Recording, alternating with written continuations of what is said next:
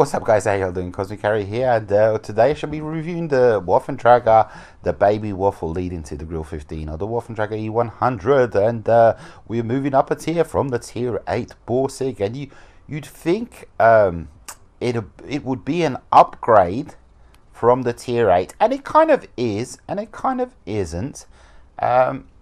We still have, fantastic camo values, but 100% not as good as the Borsig. The guns are, you're getting the same as you did with the Borsig, 128mm or a 150mm, the controversial 150mm.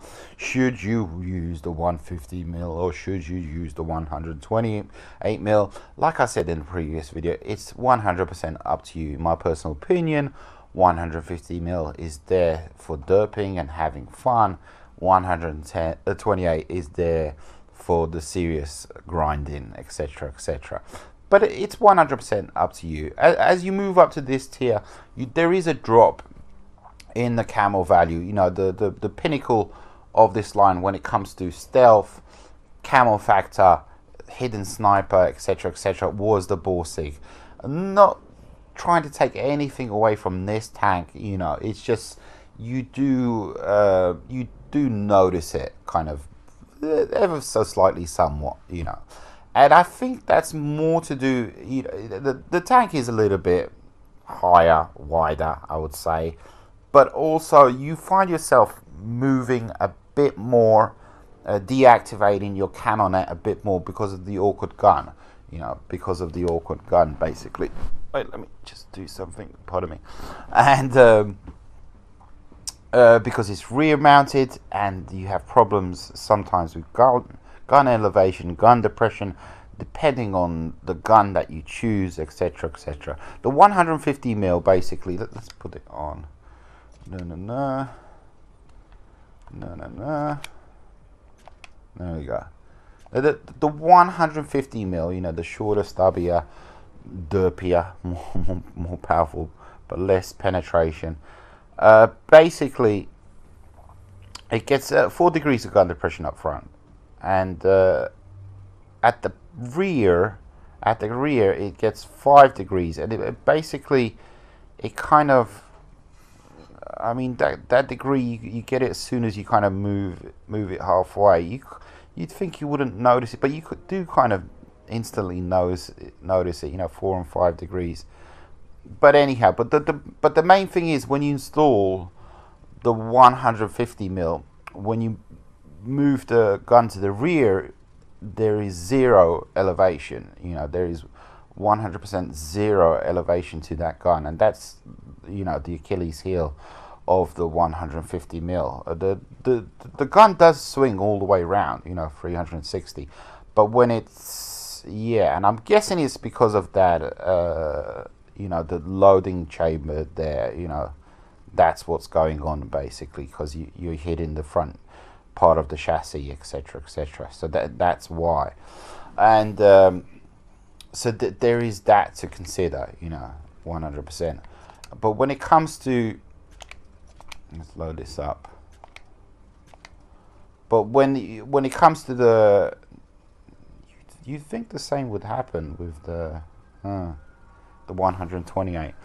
With the 128, you only get I think it's a couple of degrees gun depression up front, and at the back it drops down to 5. Gun elevation is kind of normal. It's like 10 to 15, and it's kind of same thing. It kind of drops off when your gun is at like 2-3 o'clock, something along those lines. So keep that in mind when you're rolling out in the 150mm, because that is a big restriction, not having any gun elevation at the rear of the tank. Because quite often, you're going to be reversing up a hill, you're going to be reversing behind, around the corner, etc, etc. So, that is a 100% a big deal, absolutely 100%.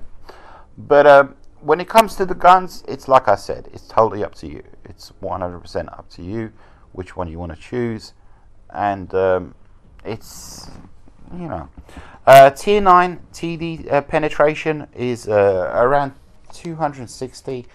you know. So when you go with the 128, it's, you know, slightly above average, but TDs at tier 9, you know, the average pen is astronomical compared to mediums and heavies, etc, etc. They're definitely, you know, a force to be reckoned with, 100%. This is the same gun you're going to get on the Waffle, at the you know, the tier 9 Waffle. I don't think it's, I think it's 750 alpha on the Grille, but this is, you're going to get this gun basically on the Waffle in the form of an autoloader. Of course, different rate of fire, a different aim time, much better aim time, much better accuracy. Yeah, so but like previously with the ball stick, it's all about camo. You know, this is where you're gonna earn your skills and perks when it comes to, you know, being a hidden sniper, etc, etc. As you can see, I have a very old school. Well, I don't have that many actually, do I? Oh yeah, I have quite a few. It's a very old school crew, and we have 9 skills and perks, so pretty decent. Currently waiting. The tank is overtrained. Currently waiting on the Grille, basically. The tank is fantastic.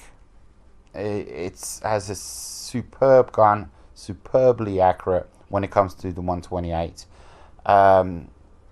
Sit in the bush, don't move, be immobile, play it smart, all of the above. At the same time, you know, that the alpha is there, either with the 128 or the 150. So it's totally up to you. And yeah, so a fantastic machine, 100%. Played this thing to death. Let's get into some battles. Okay, so first game we on Hellbron, a very German sounding name, in our baby Waffle leading to the Grille 15 and the Waffenträger E100, and we're going to be doing what a good TD should do, which is hanging over a cliff edge precariously, like they do in all World War II movies, where a nudge from your fellow tank could just send you careering down a sheer cliff face to your certain doom, and etc, etc. You saw this in all the World War II movies. This is 100%, you know, a viable move when you're in a tank that weighs hundreds of tons. Well, having said that, this tank most really doesn't weigh hundreds of tons. But yeah, you saw me kind of looking at my teammates there, because one tiny nudge in this thing, and yeah, I'm going to be slipping down the cliff here. Look, but let's talk about the minimap changes, because I don't want to be just, you know, sit in your bush, be one with your bush, etc, etc, because that's kind of getting a little bit boring. But let's talk about the minimap changes which were introduced. Well, the added features that they added, a couple of months ago, which is the view range and the detectability range. Of course, you can see the view range, which is signified by the blue cone, which actually should be, you know, a circle. And basically, when you have binocs, it'll extend. You know, after 3 seconds, your binocs and camo net will kick in at the same time, and it'll extend your view range. And not necessarily everything that is within your view range is necessarily going to get lit up. That totally depends on the enemy tanks and what they have on, what kind of skills and perks, what kind of equipment, etc, etc. Your detectability range is shown by the circle with the white dotted lines. That basically is constantly changing, constantly shifting, and it depends if you're moving, if you're stationary, if you have camo. All of this stuff, you know, kind of affects it. If you fire your gun, all of these kind of factors affect the detectability range. And you saw me fire my gun there, and it kind of the circle kind of pulsed out real quick, and you know, for the enemy res to pick me up if they can. You know, totally dependent on their view range and their skills and perks and all of that stuff. But you see, as I'm moving, the circle kind of moves with me, and it doesn't change in size. It only changes in size when I shoot my gun, when I'm stationary, and when my camo kicks in. You know, kind of quite a few different stages there. But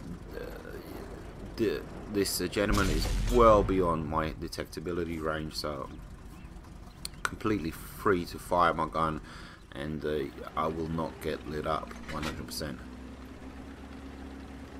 And I'm fully aware of what's going on here. Have to deal with a light here. You can see him kind of coming up to me here. Here we go. Initially, you know, what's the biggest threat to a TD?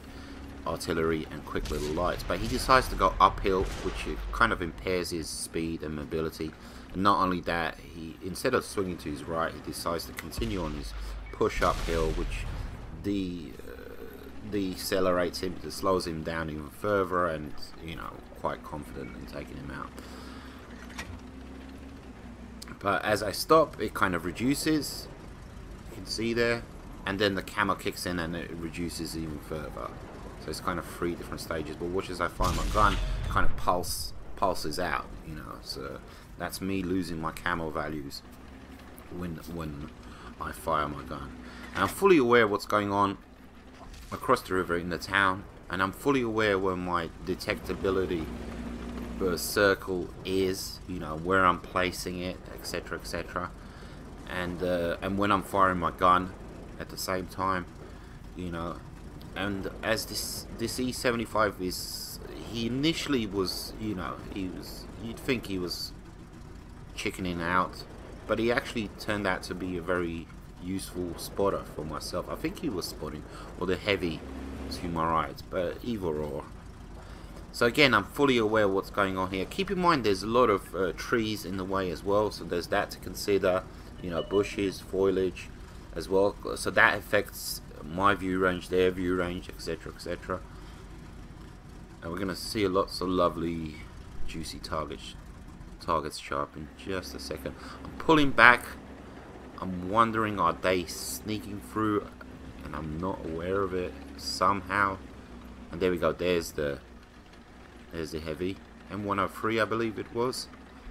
And I'm not lighting him up, you know, that's not me. But I'm fully aware, you know, what's going on. Considering, deciding, should I take this shot? Will I get lit up? And as you can see, I don't get lit up. That's basically, and he is within my detectability range, but that's mostly his view range kicking in, or lack of. Type 4 heavy, and a lot of foliage between myself and that tank as well. But at the same time, if you look at my detectability range, you know, the circle, you can see what I'm doing. And every time I fire my gun, you know, I move just in case, you know, he tries to blind fire. And this is a very, very, very lucky shot.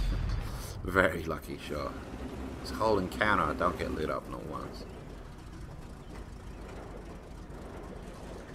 And this is just golden. It's exactly what you want in this type of TD, where you can just let loose with this accuracy, let loose with the alpha, let loose with everything that you got, and you're not even lit up. You know, this is exactly the kind of situations that you're looking for, 100%. And there you go, easy peasy lemon squeezy, huh? And there's only 3. Whoa. And the game's not over yet, you know, because yeah, here they come. And Yagtiga making his way, and Oni. And again, this is foliage at work, basically. Bushes, cover, all of that jazz. But they looks like they're kind of being very aggressive, gung ho.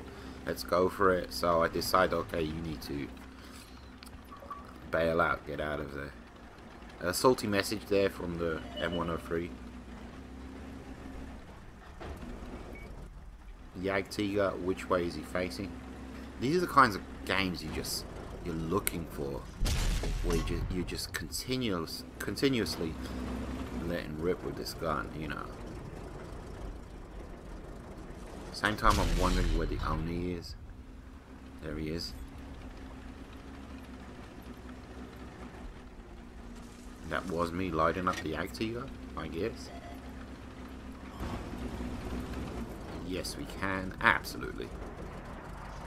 There we go. And that's the brand new Jumbo Burt.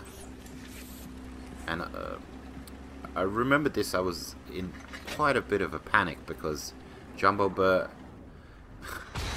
means quick reload, and he does have a quick reload. Not as much as the Mini Burt, but still a force to be reckoned with. So I decide, okay, just get the hell out of there, you know, get into cover.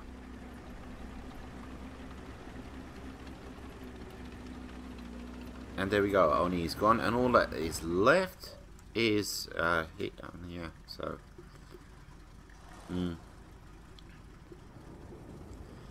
after careful consideration, I decided to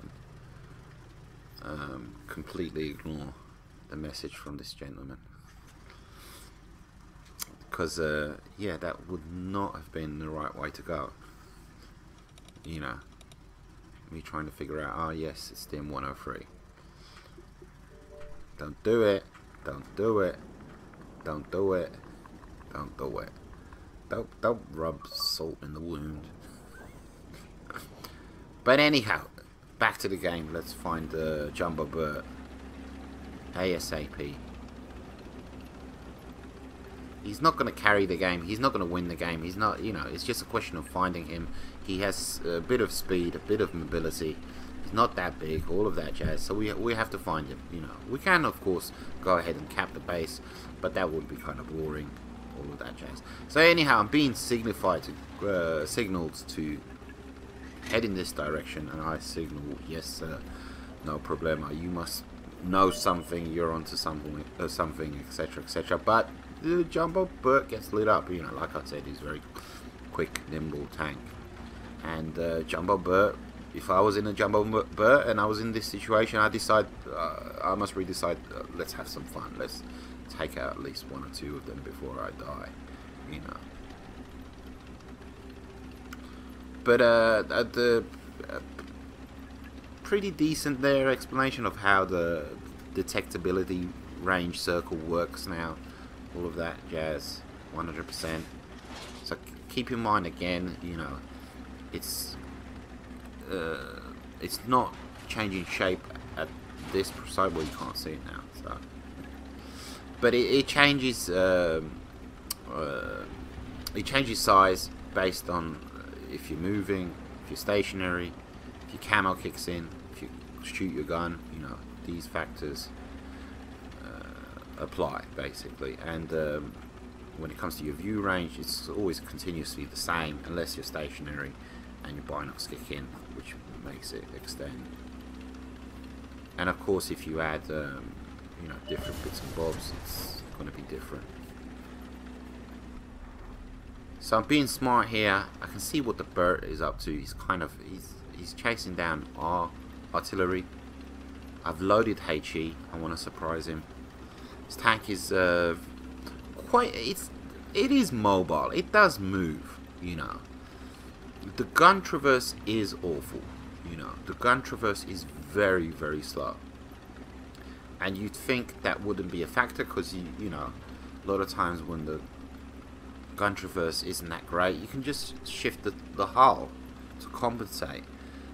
But with this tank, you need to keep your hull stationary, you know, so that's why it's a bit of a pain, you know. And because the gun is rear mounted, it's not like it's center mounted like it is in Borsig and the shotgun.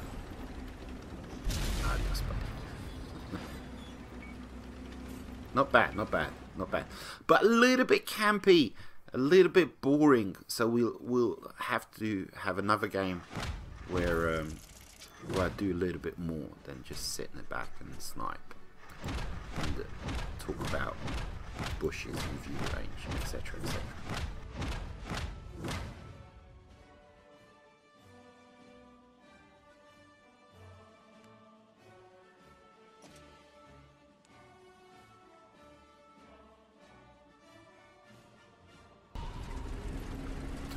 And the next game, final game, we are on Sacred Valley. I believe we're top tier. I think I'm the only tier 9 in play. Correct me if I'm wrong, we'll see at the end. So I'm doing exactly what I did in the previous game, which is I'm going to set up shop in a nice little sniping spot and let my binocs kick in and do what I normally do in this thing, in any TD. And of course, a CDC has decided to take my spot, so initially I'm going to struggle somewhat because I'm not familiar with this spot. I'm familiar with the spot that's 10 feet to my right where the CDC is. See, I'm not familiar with this spot. I don't know this spot. But and yeah, kind of like a good demonstration of the gun traverse, what I was talking about. It does take a while to swing it from left to right, right to left, because you have to remain stationary in order for your camo to kick in. Camo, absolutely. A bit of a sloppy shot there, but the next one should make up for it.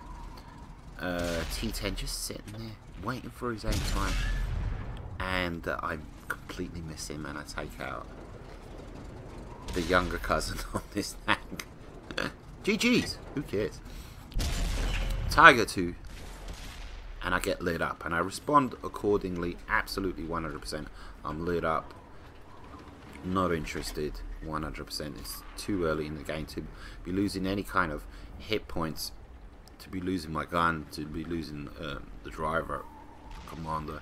100%. So you can see there's a push on both flanks, and in my opinion, my team, it felt like, were they being passive? There was definitely quite a large concentration of greens in and around the base, perhaps too many, not enough pushing those flanks, in my personal opinion.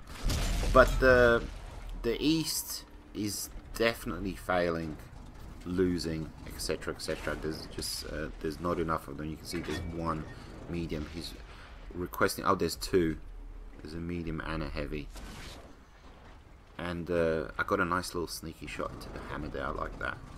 Wasn't expecting that at all. But yeah, they're dropping. STA1, I believe he requests help. There we go. I'm telling him pull back, but at the same time, he's lightly armored. Even if he pulls back, he's limited in options. Now these gentlemen here with my binocs, they're just going to be continuously lit up. There's a lot of foliage and debris in the way, but they're toast. They're not toast. They could make it, but I was confident I could stop the advance, and then my focus, my attention needed to be on the north, because we've been pushed on both flanks. And before I deal with one flank, before I deal with the north, I have to deal with this side. So I needed to make those shots count, basically, absolutely 100%. There we go. It gets taken out. All that's left is a roo, and but there's a heavy down below. And I was worried here about proximity. Would he light me up if I came up here? My aim was to get some height, basically, in order to get shots on the advancing reds coming in from the north. But at the same time, a lot of debris again between myself and them.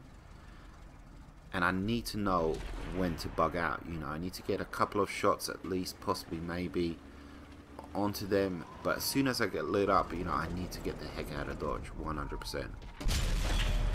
Get a nice shot. I'm not lit up. And this is what I need to be doing. I need to be reducing the health pool of anybody, anywhere, because we're losing. They're being seriously aggressive. Again, I was fully expecting to get lit up, and there you go. I get lit up. I don't stick around. Let's get the heck out of dodge. Considering my options, wondering where I'm going to go. Can I? Because as soon as I duck into cover, I'm going to be limited.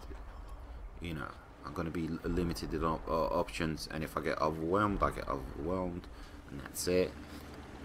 fully expecting the IS-3 to pull up here.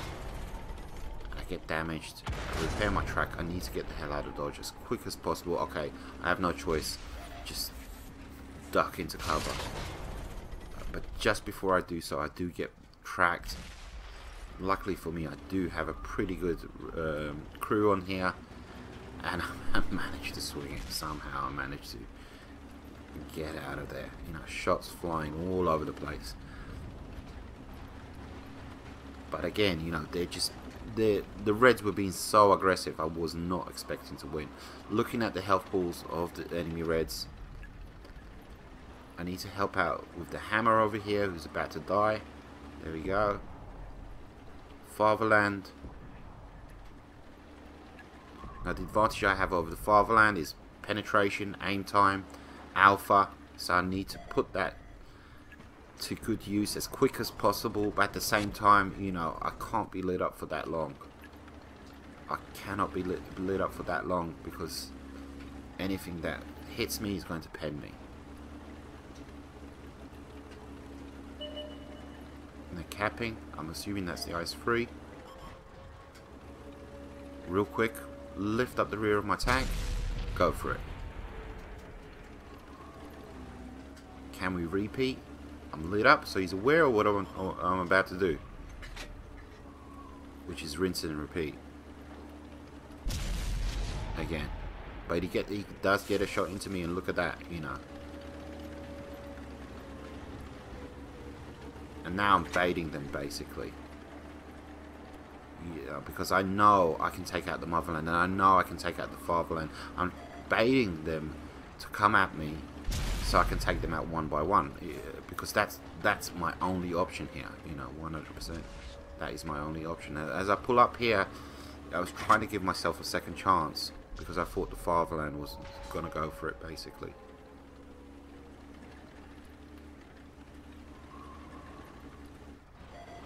He's fully aware of what I'm doing, you know, I'm fully aware of what he's doing, which is, he's kind of crapping his pants, basically. Teasing him, teasing him, teasing him. And now I see my heavies rolling in. So it's all good. It's all gravy. And he's not going to take me out. He's going to maim me. You know, he's going to hurt me. But I'm fine with that. And I track him. His gun depression is failing him. He repairs. I thought I was going to die. No. And I bounce. Duck down, duck down. Quick, quick, quick, quick, quick, quick, quick, quick, quick. And finally, took a while. What an epic game. T-32, only tank left on a lovely amount of hit points. You know, almost, you know, 90% of a hit point. I was like, oh, that's my reward. A nice little bonus there. That's my... I mean, these are the kind of games you're looking for in this tank, where they're just, you know, 90% of the shots connect. They do the tank justice. They help out your team, and you know, so very chancy there, very risky. Some really, really risky plays there by myself, but it paid off. You know, 100% it paid off. Some of you might be thinking, ah, he's just lucky. No, you know, pretty much all of that was planned, you know. And it apart from the end there, where I kind of bounced off the rear. But anyhow, okay, we're done. Tier 9, baby Waffle. I'm going to do a video of the Waffenträger E100. Just a quick look, quick recap. But the Grille 15 on its way. Take it easy, guys. The most accurate gun in the game. Take it easy, guys. Adios, my